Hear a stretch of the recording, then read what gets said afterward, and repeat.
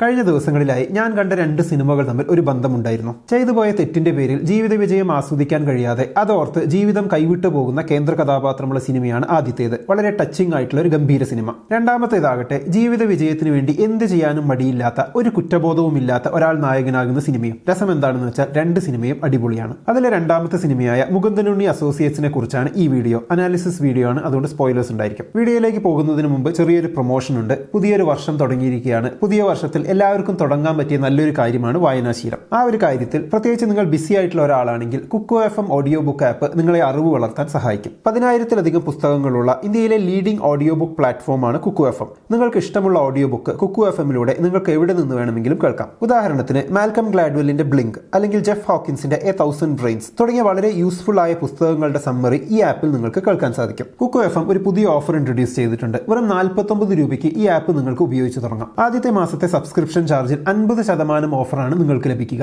Offer കിട്ടാൻ ഞങ്ങളുടെ MA200 എന്ന കോഡ് ഉപയോഗിക്കുക. ആപ്പ് ഡൗൺലോഡ് ചെയ്യാനുള്ള ലിങ്ക് ഫസ്റ്റ് കമന്റിൽ കൊടുത്തിട്ടുണ്ട്. താല്പര്യമുള്ളവർ ഉപയോഗിച്ച് നോക്കുക. കുക്കു FM ഓഡിയോ ബുക്ക് ആപ്പിലൂടെ നിങ്ങളുടെ മനസ്സിന് ഇഷ്ടമുള്ളത് കേൾക്കൂ. എന്നാൽ നമുക്കിനി വീഡിയോയിലേക്ക് പോകാം. ഒരു നാർസിസിസ്റ്റിക് ക്രിമിനലിന്റെ മനസ്സിലൂടെയും പ്രവൃത്തികളിലൂടെയും ഉള്ള ഒരു സഞ്ചാരമാണ് മുകുന്ദനുണ്ണി അസോസിയേറ്റ്സ് എന്ന ഡാർക്ക് കോമഡി ത്രില്ലർ സിനിമ. ക്രിമിനലാണ് ഇവിടെ മെയിൻ കഥാപാത്രം. നല്ല രീതിയിൽ തുടങ്ങി ഒരു പകുതി വരെ വളരെ നന്നായി പോയി. അതിനുശേഷം ചെറുതായി ഒന്ന് ഡൗൺ ആയി വീണ്ടും നന്നായി അവസാനിച്ച പോലെയാണ് മൊത്തത്തിൽ സിനിമ ഫീൽ ചെയ്തത്. ഏതാണ്ട് ഇതേപോലുള്ള സിനിമകൾ മറ്റ് ഭാഷകളിലുണ്ടെങ്കിലും മലയാളത്തിൽ ഇത് വളരെ പുതുമ നിറഞ്ഞത് തന്നെയാണ്. സിനിമയിൽ ഇഷ്ടപ്പെട്ട ചില കാര്യങ്ങളുണ്ട്, അത് പറഞ്ഞുകൊണ്ട് തന്നെ തുടങ്ങാം. നല്ലത് ചെയ്താൽ ജീവിതത്തിൽ ഉയരാം, തിന്മ ചെയ്താൽ അതിനുള്ള ശിക്ഷ കിട്ടും തുടങ്ങിയ ചില കർമ്മ തിയറി ആശ്വാസ ചിന്തകളെ സിനിമ ഒന്ന് കൊട്ടുന്നുണ്ട്. അങ്ങനെ ഒരു ലോകമാണ് നമ്മൾ ആഗ്രഹിക്കുന്നതെങ്കിലും അത് അങ്ങനെയല്ല എന്നൊരു തിരിച്ചറിവ് ആവശ്യമുണ്ട്. ആ തിരിച്ചറിവ് ഉണ്ടെങ്കിൽ നാട്ടിലെ നിയമ സംവിധാനവും പോലീസും നമ്മളും നന്നാകണമെന്ന് നമ്മൾ ആത്മാർത്ഥമായി ആഗ്രഹിക്കും. നമ്മളൊക്കെ ഒരാളെ പൊതുവെ അളക്കുന്നത് അയാൾ എത്രമാത്രം സക്സസ്ഫുൾ ആണ് എന്ന് നോക്കിയാണ്. ഉദാഹരണത്തിന് നമ്മൾ ഏതെങ്കിലും വലിയൊരു പണക്കാരനെ കുറ്റം പറഞ്ഞാൽ അത് കേട്ടു നിൽക്കുന്ന മറ്റൊരാൾ പറയും, നീയൊക്കെ അതും പറഞ്ഞു ഇവിടെ നിന്നോ, അയാൾ നിന്നേക്കാളും എത്രയോ മുകളിലാണെന്ന്. ഇനി നമുക്ക് ആശ്വസിക്കാമല്ലോ, ഇവരൊക്കെ മുകുന്ദനുണ്ണിയെ പോലെ സക്സസ്ഫുൾ ആയതായിരിക്കാം എന്നും പറഞ്ഞ്. വേറൊന്ന് എനിക്ക് ഇഷ്ടമായത് മുകുന്ദനുണ്ണിയും അയാളുടെ സഹായികളായി പ്രവർത്തിക്കുന്ന കാമുകി, ഫ്രണ്ട് എന്നിവരും തമ്മിലുള്ള റിലേഷൻഷിപ്പാണ്. മുകുന്ദനുണ്ണി വളരെ ടോക്സിക് ആയ നാർസിസിസ്റ്റിക് പേഴ്സണാലിറ്റി ഉള്ള ഒരു വ്യക്തിയാണ്. അതുകൊണ്ട് തന്നെ അയാളെ സുഖിപ്പിച്ച് എന്തെങ്കിലും കാര്യം കാണാൻ കൂടെ നിൽക്കുന്നവരെയൊക്കെ അയാൾ ഇവഞ്ച്വലി തട്ടിക്കളയാനോ ഒഴിവാക്കാനോ ആണ് സാധ്യത. ഫ്രണ്ടിന് അത് മനസ്സിലാകുന്ന ഒരു സ്റ്റേജ് എത്തിയപ്പോഴേക്കും മൂപ്പരെ തട്ടിക്കളഞ്ഞു. കാമുകി ഇപ്പോഴും അയാളെ വളർത്തിക്കൊണ്ടിരിക്കുകയാണ്. ചുരുക്കി പറഞ്ഞാൽ മുകുന്ദനുണ്ണിയേക്കാൾ വലിയ പാരകളാണ് സമൂഹത്തിന്. മുകുന്ദനുണ്ണിയെ പോലുള്ളവരെ താങ്ങി നിന്ന് വളരാൻ ശ്രമിക്കുന്ന,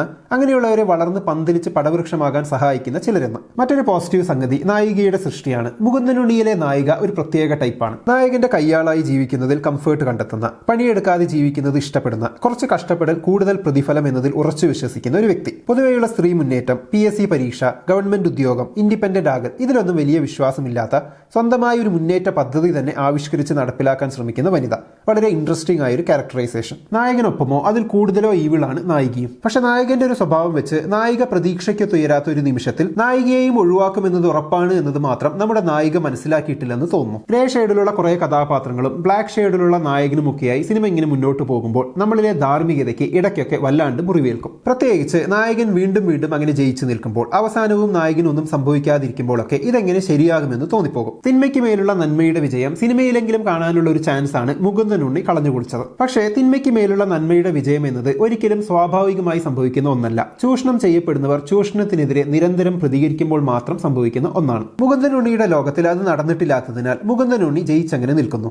നമ്മുടെ ലോകത്തിലും ചിലപ്പോഴൊക്കെ ചൂഷണം ചെയ്യുന്നവർ ജയിച്ചങ്ങനെ നിൽക്കുന്നത് നമ്മൾ കാണുന്നതല്ലേ. നെഗറ്റീവ് കഥാപാത്രങ്ങൾ നായകന്മാരാകുമ്പോൾ അത് കാണുന്ന പ്രേക്ഷകരുടെ ധാർമ്മിക ബോധത്തെ സ്വാധീനിക്കില്ലേ? സക്സസ്ഫുൾ ആകാൻ കള്ളത്തരം കൂടിയേ തീരൂ എന്ന് കരുതില്ലേ എന്ന ചോദ്യവും ഇത്തരം സിനിമകൾ കാണുമ്പോൾ സ്വാഭാവികമായും തോന്നാം. മുകുന്ദനുണ്ണി ഒരു ക്രിമിനലാണ്. 5-6 കുട്ടികൾ മരിച്ചാലും കുഴപ്പമില്ല എന്ന് കരുതുന്ന ഒരാളാണ്. മറ്റുള്ളവരുടെ ഇമോഷൻസിന് ഒട്ടും വില കൊടുക്കാത്തവർക്ക് ചിലപ്പോഴൊക്കെ സോക്കോൾ സക്സസിലേക്കുള്ള വഴി എളുപ്പമാകാറുണ്ട്. അതാണ് മുകുന്ദനുണ്ണിക്ക് സംഭവിക്കുന്നത് എന്നതാണ് സിനിമയിൽ നിന്ന് നമുക്ക് എടുക്കാൻ കഴിയുക എന്നാണ് സിനിമ കണ്ടപ്പോൾ തോന്നിയത്. പിന്നെ സിനിമയിൽ ഇഷ്ടപ്പെട്ട മറ്റൊരു കാര്യം ഇടയ്ക്കിടയ്ക്ക് വരുന്ന ചില ഫ്രഷ് തമാശകളാണ്. ഉദാഹരണത്തിന് വാർത്താ അവതാരകൻ ശുദ്ധ പോക്രിത്തരവും തെണ്ടിത്തരവും എന്ന് പറയുന്ന ആ രീതി, മുകുന്ദനുണ്ണിയെ മറ്റേ വക്കീൽ മുകുന്ദനുണ്ണിയുമായി കണക്ട് ആക്കിയ സംഭവം, ഇടയ്ക്ക് കാർട്ടൂൺ രീതിയിൽ ചിത്രീകരിച്ച ചില സംഭവങ്ങൾ, ഇതൊക്കെ കൊള്ളാമായിരുന്നു. മുകുന്ദനുണ്ണി സിനിമയുടെ ഏറ്റവും വലിയ വിജയം നായകന്റെ ചിന്തകളെ പ്രേക്ഷകരിലേക്ക് വ്യക്തമായി തുറന്നു കാണിക്കാൻ കഴിഞ്ഞു എന്നതാണ്. അവിടേക്ക് ഉപയോഗിച്ച ഡാർക്ക് ഹ്യൂമർ നന്നായി ഏറ്റിട്ടുമുണ്ട്. നായിക കുട്ടികളുടെ ലിസ്റ്റ് കൊടുത്ത് സഹായിക്കുമ്പോൾ അവളെ ഒന്ന് എൻകറേജ് ചെയ്തേക്കാം എന്ന ചിന്ത, ചുരം കയറി എത്ര പേര് വരുന്നുണ്ട് എന്നിട്ടും ആക്സിഡന്റ് സംഭവിക്കുന്നില്ലല്ലോ എന്നുള്ള ആശങ്ക, ഇതൊക്കെ മൈൻഡ് വോയിസിലൂടെ നമ്മളിലേക്ക് എത്തിച്ചപ്പോൾ അയാളുടെ ക്യാരക്ടർ വ്യക്തമായി നമുക്ക് കാണിച്ചു തരാൻ കഴിഞ്ഞു. അതുപോലെ I deserve A better life, ഞാൻ എത്ര സുന്ദരന,